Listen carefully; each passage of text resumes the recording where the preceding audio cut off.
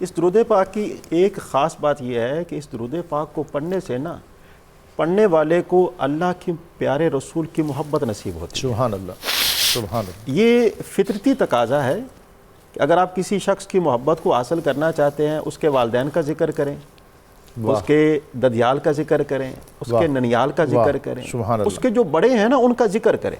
تو یہاں پر حضور کے آباء و اجداد کا ذکر ہے، اور حضور بذات خود اپنے آباء و اجداد کا ذکر کر کے فخر فرمایا کرتے تھے۔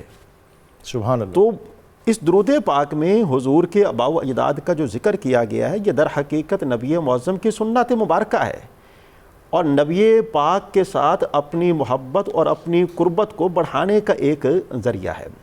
اور یہ جو آپ نے ذکر کیا ہے کہ نبی صلی اللہ علیہ وسلم اپنے خاندان کا تذکرہ فرماتے تھے، اور بہت مشکل مقامات پر کھڑے ہو کر پھر جب کوئی کٹھن مرحلہ آتا تو فرماتے ہیں انا نبی لا کذب، سبحان اللہ، انا ابن عبد المطلب۔ سبحان اللہ، سبحان اللہ۔ تو اس لیے یعنی تاریخ میں دیکھیں، سیرت میں دیکھیں، نبی معظم بہت سارے ایسے مقامات ہیں کہ جہاں پر آپ اپنے خاندان کا، آپ اپنی آل کا، آپ اپنے نسب کا ذکر فرمایا کرتے تھے، اور اللہ کا شکر بھی ادا فرمایا کرتے تھے۔ سبحان اللہ۔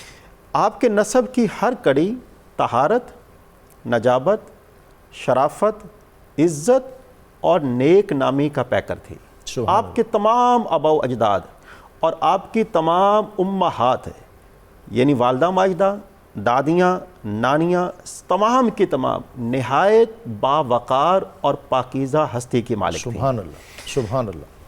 اللہ کے پیارے رسول صلی اللہ علیہ وآلہ وسلم فرماتے ہیں کہ میں پاک صلبوں سے پاک رحموں میں منتقل ہوتا ہوا آیا ہوں۔ سبحان اللہ۔ آپ کے والد موجد کا نام عبداللہ، حدیث پاک میں ہے کہ اللہ کے پسندیدہ ناموں میں سے ایک نام عبداللہ ہے۔ سبحان اللہ۔ عبداللہ نام اس دور میں کہ جہاں پر لوگ عبد العزیٰ، عبد ود، عبد لات، یہ والے نام اس مشرکانہ ماحول میں رکھنا جو ہے وہ پسند کرتے تھے۔ بت پرستی کے اس دور، بت پرستی عروج پر تھی، لیکن اس میں جس طرح کہ آپ نے اپنے انٹرو کے اندر بیان، بڑا خوبصورت انٹرو تھا اور بڑا جامع معنی تھا، اس میں جو بیان کیا گیا نا کہ حضور کے والدین کا یہ نام، یہ در حقیقت ان کی اللہ کی وحدانیت کے اظہار کو ظاہر کر رہا ہے۔ سبحان اللہ۔ حضور نے فرمایا نا کہ میرے والدین جو ہیں وہ تمام کے تمام ایمان پر رہے ہیں۔ اور حضرت عبداللہ نے ایک مقام پر کہا، سبحان اللہ، تاریخ میں یہ لکھا ہے کہ حضرت عبداللہ کو مکہ مکرمہ میں وہی صورتحال درپیش تھی جو حسن و جمال کے سبب حضرت یوسف علیہ السلام کو زنان مصر کی طرف سے اللہ اکبر، اللہ، کیا بات ہے، یعنی بے قابو ہو جاتے تھے لوگ دیکھتے، اور راستے میں لوگ آنکھیں بچھاتے تھے، دریچے کھل جاتے تھے، اور ورقہ بن نوفل کی بہن جو تھی وہ آپ کو دیکھ کے کہتی تھی، اور آپ اس شادی کی متمنی تھی، اور وہ کہتی تھی کہ میرے چچا کے بھائی، میرے چچا کے بیٹے، میں دیکھ رہی ہوں، وہ بہت بڑی عالمہ تھی کہ میں دیکھ رہی ہوں آپ سے کوئی ایسا واقعہ وقوع پذیر ہوگا جو اقوام عالم کی تاریخ کو بدل ڈالے گا۔ واہ سبحان اللہ جناب۔ تو یہ جو بات ہے نا ورقہ بن نوفل کے بیان، اس کا ایک روایت کے اندر نام آتا ہے فاطمہ تھا، اور اس نے یہ والی بات کہاں سے سنی تھی؟ یہ ورقہ بن نوفل سے سنی تھی۔ ورقہ بن نوفل جو ہیں یہ بذات خود بہت بڑے عالم تھے، بہت بڑے دانا تھے، سابقہ تمام آسمانی کتابوں سے مکمل واقفیت رکھنے والے تھے، اور انہوں نے اپنی بہن کو بتایا تھا، ان کی بہن کے پاس جو علم تھا وہ سارے کا سارا ورقہ بن نوفل کا عطا کردہ تھا۔ اور اس دور کے جتنے علوم تھے، نجوم کا، رمل کا، قیافہ کا، وہ سارے اس کے پاس تھے، قیافہ کا، چہرہ شناسی کا، دست شناسی کا۔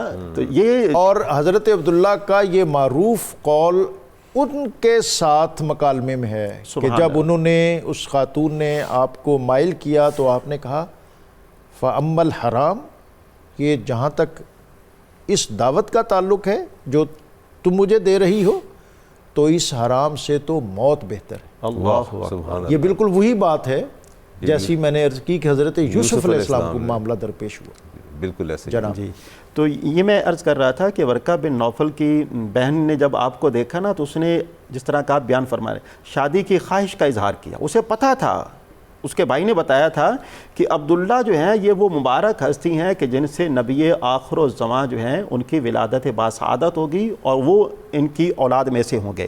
تو انہوں نے فرمایا کہ میں آپ سے نا شادی کرنا چاہتی ہوں۔ اب دیکھیں سیدنا عبداللہ کی اپنے والد کے ساتھ فرما برداری دیکھیے، آپ فرماتے ہیں کہ یہ والا فیصلہ جو ہے وہ میرے والد ہی کریں گے، میں اپنے والد کی رائے کے خلاف فیصلہ نہیں کر سکتا۔ تو یہ بہت بڑی بات ہے کہ آپ اپنے والدین کے فرما بردار ہوں اور آپ اپنی والد کی رائے کے خلاف بھی کوئی قدم اٹھانے کو تیار نہ ہوں۔ اور آپ جو ہے یہ والی بات جو ہے وہ آپ کے پورے خاندان میں بڑی معروف تھی کہ نبی آخر و زمان جو ہیں وہ عبداللہ کی اولاد میں سے ہوں گے۔ تو عبداللہ جو تھے جناب سیدنا عبداللہ، یہ اپنے بھائیوں میں سب سے زیادہ چہیتے تھے، اور یہ جس طرح کہ آپ بیان فرما رہے ہیں کہ حسن و جمال انتہا درجے کا تھا، اور ان کی حسن و جمال کی بدولت ان کی پیشانی جو ہے وہ چمکا کرتی تھی۔ ان کے والد محترم جو تھے ان کو اس بات کا جب بتایا گیا کہ آپ اپنے بیٹے کو گھر سے باہر نہ نکالا کریں، یہود جو ہیں وہ ان کو قتل کرنے کے در پہ ہیں، اور اسی طرح جب خواتین جو ہیں وہ ان کو دیکھنے کے لیے دیوانہ وار وہ اپنے طرف سے اظہار کیا کرتی تھی، تو اس وجہ سے ان کے والد محترم نے بتایا کہ بیٹا آپ گھر سے باہر نہ نکلا کر۔ لیکن آپ شرم و حیا کا پیکر تھے، جب آپ کسی خاتون سے گفتگو کیا کرتے تھے آپ اپنی نظروں کو ہمیشہ جھکا کر کرتے تھے۔ تو یہ شرم و حیا کا پیکر ہونا یہ آپ کی صفات عالیہ میں سے ہے۔ اور میں یہاں پر وہ آپ نے انٹرو میں بیان کیا سیدہ آمنہ، اب دیکھیں ایک خاتون جو ہے، ایک مائی صاحب اپنے شوہر کے بارے میں کیا خوبصورت کلمات جو ہے وہ ارشاد فرما رہی ہیں۔ آپ فرماتی ہیں کہ تم جس ہستی کے بارے میں بات کرنا چاہتے ہو نا، ان کے دنیا سے چلے جانے سے ہمارا گھر جو ہے وہ ویران ہو گیا ہے۔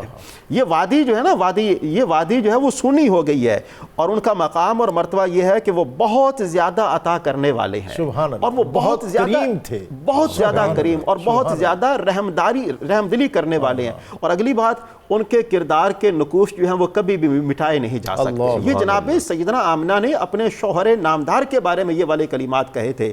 اور نبی معظم شفیع مکرم صلی اللہ علیہ وآلہ وسلم آپ کی آمد سے، آپ کی دنیا میں تشریف آوری سے پہلے آپ کے والد محترم کا وصال ہو گیا، لیکن نبی معظم ان کو ہمیشہ یاد رکھا کرتے تھے اور ان کی تعریف و توصیف فرمایا کرتے تھے، اس لیے کہ اپنے والد کے ساتھ محبت کے اظہار کی ایک صورت یہ ہے کہ بیٹا ہمیشہ اپنے والد کا ذکر جو ہے وہ کرتا